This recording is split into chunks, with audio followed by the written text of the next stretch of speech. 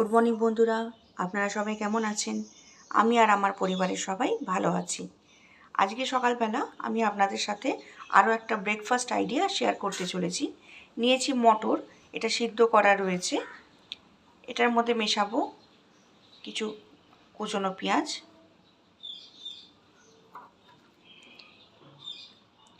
দিয়ে দেবো একটু কাঁচা লঙ্কা কুচি,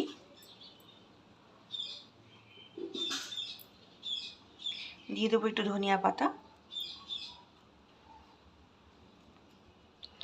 দিয়ে দেবো একটু লেবুর রস,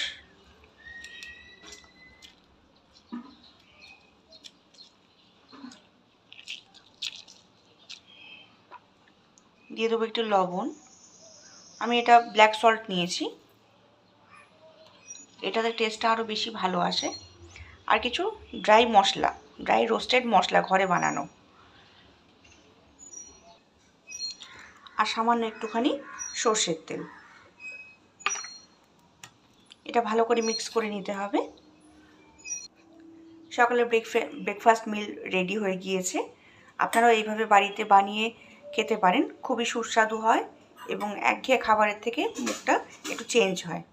ধন্যবাদ বন্ধুরা।